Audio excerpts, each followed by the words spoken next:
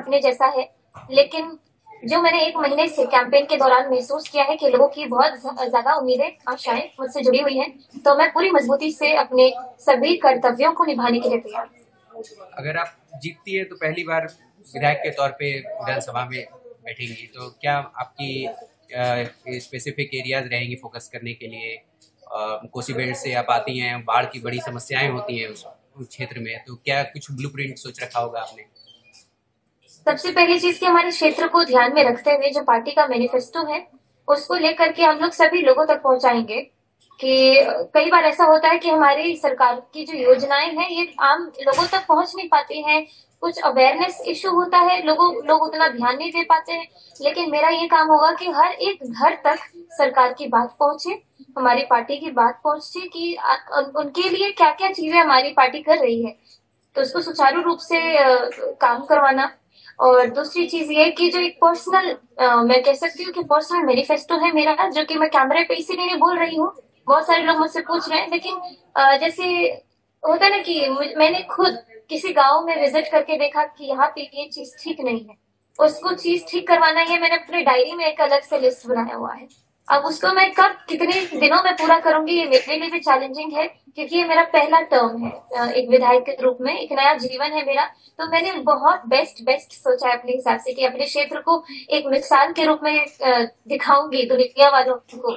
अगले 5 साल में जो मैंने काम किया है, ये सब अपने काम से साबित करूंगी कि जो मुझ पे भरोसा करके इतनी यंग लड़की को टिकट दिया गया, वो उसको मैंने पूरा किया। तो ये सब चीजें हैं जो मैं आगे के लिए सोच रही हूँ। बहुत उत्साहित हैं आप, जैसे आप उभरती हुई कलाकार के रूप में अभी आपका ये प्रोफेशन और पैशन, ये एक पॉलिटिकल सिनेरियो हो गया, आपका पैशन सिंगिंग भी रहा है, तो इन दोनों का कैसे आप समीकरण बना पाएंगी? प्रोफेशन है, उसको पैशन में समझना चाह रहे हैं, या पैशन को प्रोफेशन में कन्वर्ट करना चाहेंगे? नहीं, इतना तो मैथमेटिक्स लगाने की जरूरत ही नहीं है इसमें। सबसे आसान चीज मुझे ये लगी कि मैं कोई नौकरी छोड़ करके नहीं आई हूँ, जी। जो मेरे लिए बहुत ही बड़ी चैलेंज या फिर बहुत ही बड़ी दुविधा वाली जो सिचुएशन लोग करते अपने जीवन में कि नौकरी, एक स्टैब्लिश नौकरी छोड़ करके राजनीति ज्वाइन करते हैं। मेरे लिए तो बहुत आसान है कि मैं संगीत रोज सुबह 1 घंटा पहले उठ जाऊंगी, 1 घंटा का रियाज मेरा तब हो जाएगा, 1 घंटा लेट सोऊंगी, वो 1 घंटा रियाज के लिए निकल गया मेरा।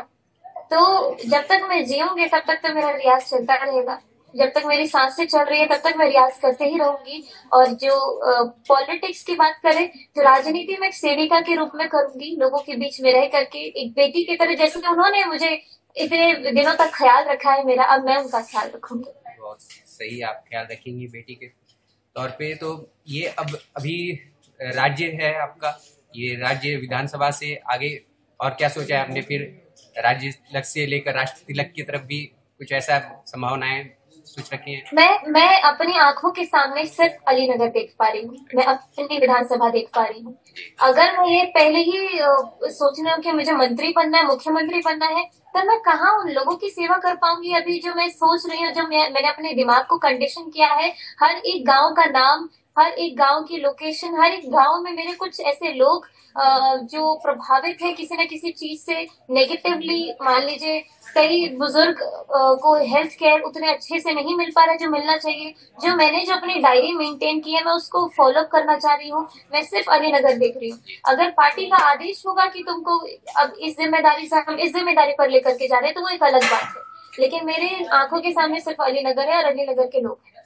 आप बिहार की मिट्टी से आते हैं, बिहार को भली भांति समझती हैं, हर क्षेत्र को समझती हैं, सबसे ज्यादा फोकस किन मुद्दों पर रहेगा आपका?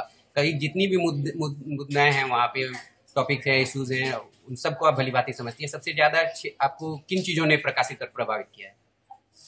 सबसे ज्यादा तो ये लगता है अपने विधानसभा में, मैं पहले अपनी विधानसभा की बात करूं, कि जो ग्रामीण सड़कें हैं उसकी स्थिति ऐसी है कि महिलाएं उससे परेशान हैं। तो पहले उसको ठीक करना। सुरक्षा के मामले में बिहार ऑलरेडी 20 साल में इतना डेवलप किया है, 20 साल के पहले की बात अगर करी जाए और अब इस 20 साल के अंदर महिलाओं की सुरक्षा की बात की जाए, तो हम लोग बहुत ही अच्छे कंडीशन में हैं।